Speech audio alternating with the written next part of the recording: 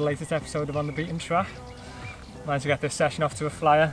Actually lost the fish earlier on this morning, and then got the rods back out, and then this one's literally just gone off. It's gone 26.6. Give me the absolute fight of my life. I'm really lucky to get in, to be honest, just flat rodding me on a locked up clutch. Got me locked up solid in a couple of sets of pads down the margins. Luckily I had my mate Steve here to get the rods out the way, and finally managed to bundle it in the net. Didn't actually think it was going to go this big at first. We only thought it was about 19 when we saw it in the water, but absolutely made up. We need to check the photos, but I think it could be a new 25 for the venue, so happy days. Still another 24 hours to go as well.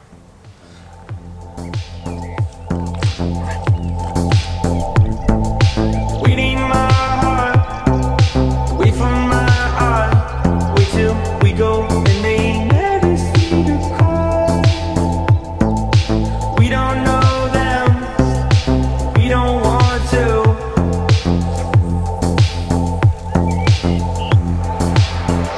And I've had enough for you, you've had enough for me. We should get out, we should get way out.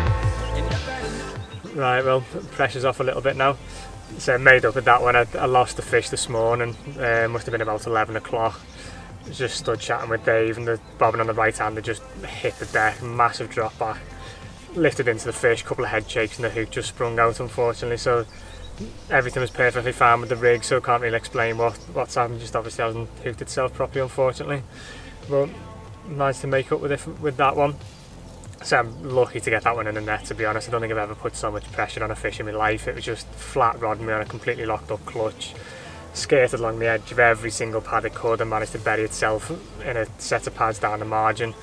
Went completely solid for a while. Luckily I had my mate Steve here, he just popped down for the cuppa. Managed to whip the other two rods in. And then after it being solid for a good couple of minutes, just managed to ping its way through and out into open water. I really didn't think it was going to be that big, to be honest. When we saw it in the edge, we both sort of put 18, 19 on it, really. Then it wasn't until we actually got it on the mat we realised it was a fair bit bigger. I did say it might have been a new 25, but I'm pretty sure after looking at some photos, I think it's a fish known as tubs.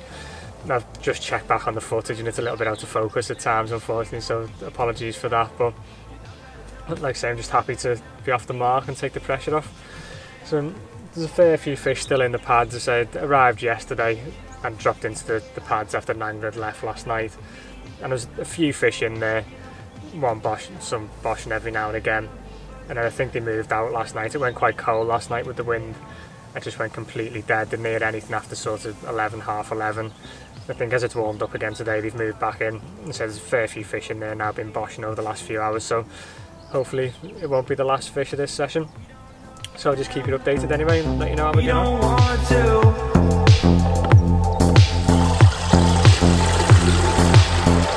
And I've had enough for you, you've had enough for me. We should get out, we should get way out.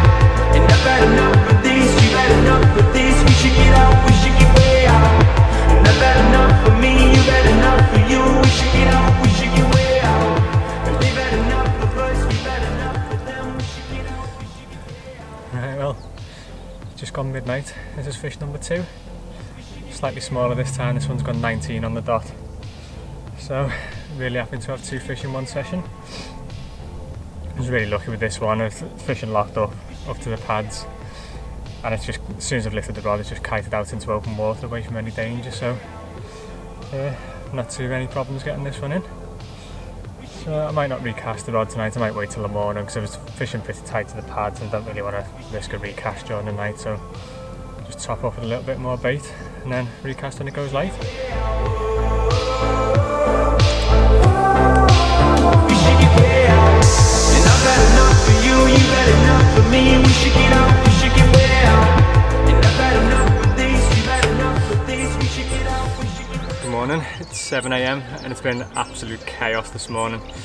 Basically it went really quiet after I had that fish last night, and then around 6 o'clock my middle rod's gone off. I've lifted into that fish, started playing it. Seconds later my right hand rod has ripped off. Obviously I'm fishing completely locked up. The rod has been ripped out the backrest, the reel slammed into the alarm.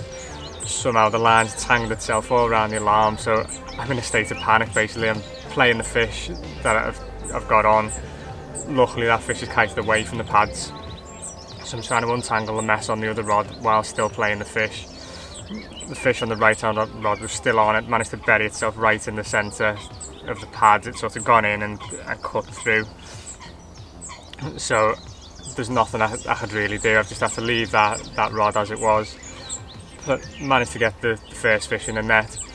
Gone back to the rod, the fish is still on, but it's right in the centre of the pad. It's wallowing on the surface. And then, long story short, I shouted Dave, we got in the boat, got above it, and it just managed to spit the hook, unfortunately. And I shouldn't be gutted because I've got a fish in the net. It's a lovely fish. I'm going to get out and show you in a second. But I can't help but think that the fish I've lost was a real good, and I've never seen power like that to completely rip a rod off the backrest. And even when I had the rod in my hand, it was flat rodding me as it was powering through the pads. So, like I say, I'm a little bit gutted, but there's just nothing I can do about that. I've never had a double take on here before, and funny enough, we were only chatting about it last night. But it's just one of those things, unfortunately. I'm going to get me consolation prize out and show you it now. You don't want to.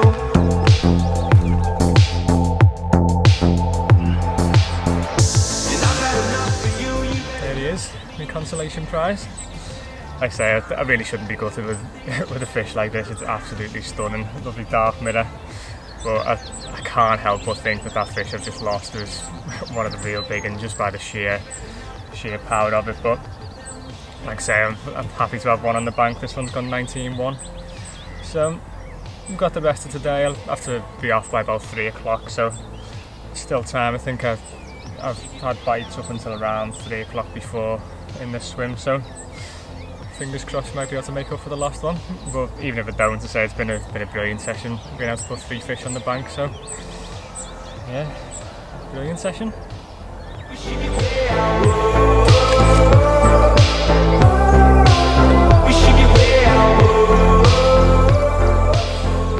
Right, so all 3 rods are back out on the spots now. I'll just give the area a fresh hit of bait. The fish are clearly feeding. So I've had 3 runs in the space of a few hours, so they're clearly on the bait. So I've gone in and put another couple of kilos of the tuna out with the stick. Just while we're on the subject of bait, I thought I'd just run you through a little tip that I put into my own fishing quite a lot, and that's to rehydrate or wash out my baits. It's really simple. All I do is take one of the new Tracker Pure Flow buckets, put around about 1 kilo of boilies in, fill the bottom half of the bucket with water, just enough to cover your hook baits, and then give them a good glug of the tuna L030. What that does, even when your baits are fresh out of the freezer and just defrosted, they'll always lose a certain amount of moisture. So what you're doing, you're taking the lake water and the tuna L030, and then baits will suck that right into the very centre, so they become completely hydrated. And obviously you've got 2 benefits. They're now packed full of the tuna L030, and they take on a washed out appearance, which just makes them look like they've been in a lake a long time. So I do think the fish treat them with a bit less caution. Obviously just bear in mind, they do go quite soft when they've been in there for a while, so if you're fishing any sort of distance with a throwing stick, you just need to bear that in mind. But as I say, I think it's definitely an edge on busy day ticks, especially silty lakes as well, because it prevents the silt from seeping into the boilies when they're on the bottom. So yeah, as I said, it's something I use quite a lot in my own fishing, so might be something you want to try. Burn this house down if we destroy everything we... Right, well, this has turned into a real session of mixed emotions. Literally seconds after filming that last little section for the diary, middle rod's gone off. I've connected with an incredibly powerful fish. It's just flat rodding me from the second I picked the rod up. Obviously I'm fishing locked up against the pads, and I always like to walk back, so I've lifted the rod, walked back. But the problem is I'm on a fairly small platform. I've got the bivvy as close to the rods as I can, so I haven't really got that far to go. So literally every time I've lowered the rod to try and gain some line, the fish is just bolting for the pads, flat rodding me. Nothing I could do with it. I've managed to turn it away from danger where I've actually hooked it, so it's coming out into open water, so I thought it was safe. And then it's changed its mind, it's turned, powered straight back down into the main body of pads, started kiting down the margin, I've given it a load of side strain, and it's straight in the hook. So understandably devastated at the moment. It felt like a really good fish, really powerful, and there was a lot of weight there as well. So it's just one of those sessions really. So that's 3 lost and 3 landed, so it's not the sort of odds you want really, but it's just been a couple of unfortunate circumstances really. So I've still got time to hopefully swing the scores in my favour. I've just put another kilo of the bait out straight away because they're clearly going through it. I said put another 2 kilo out earlier, and I've obviously gone straight through that, and I've had a bite straight away again. So I'm going to tie a new rig up, get the rod back out, and then hope I can even the scores before I have to leave. And I've had enough with this, you've had enough with this. We should get out, we should get way out. And I've had enough for me, you've had enough for you. We should get out, we should get way out. Right, so that's it for another session. Like I say, I'm going home, sort of mixed emotions really. On the one hand, I'm made up to have had 3 fish because that's a really good session at any time of the year on here. But I think that fish that I lost right at the end there is going to haunt me for quite a while.